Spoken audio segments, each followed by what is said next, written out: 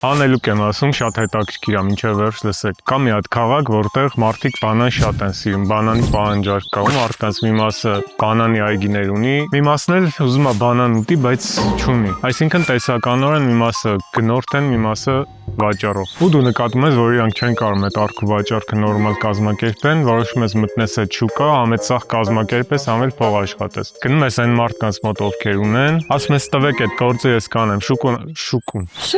շուկան ուսումնասիրել եմ, գիտեմ ինչ գնով ոնց որտեղ վաճառեմ, բայց ամեն բերածս մարդը առաջին անգամ ինչքան որ առավ, այդ փողի կեսը իմն է։ Ասում է լավ, տես կազմակերպում ես, բանանը նկարում ես, գցում ես ինտերնետ, գնորդ է գալիս, ենթադրենք կիլոն 1000 դրամ է, գինը հարցնում, ասում ես 1500, ասում է խի, բայց ասում ես դե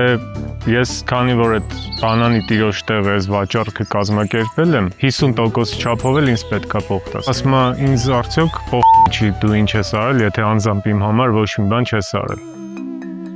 Հիմա հարց, ոնց կարաս դու հիմնավորես, թե ինչի պետքա ինքը քեզ վճարի։ Այստեղ մի հատ նյուանս կա, եթե օրինակ գնորդն է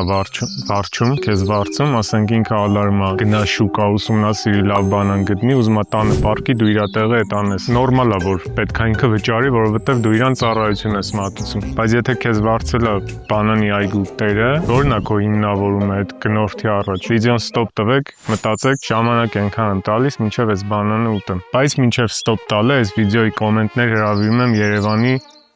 բոլոր բրոկերներին, ովքեր զբաղվում են տների վարձակալությամբ։ Դուք պետքա որ իմանաք այս հարցի պատասխանը, որտեղ եթե չգիտեք, նշանակում է մաշենիկությամբ եք զբաղված։ Շունիկ։ Երկու կողմից էլ փող վերցնելը դա ոնց որ խաբեբայություն է։ Իսկ գիտեք խի եք կարող զբաղվեք այդ մաշենիկությամբ, որովհետև օրենքով այդ ոլորտը ոչ մի ձև չի կարգավորվում։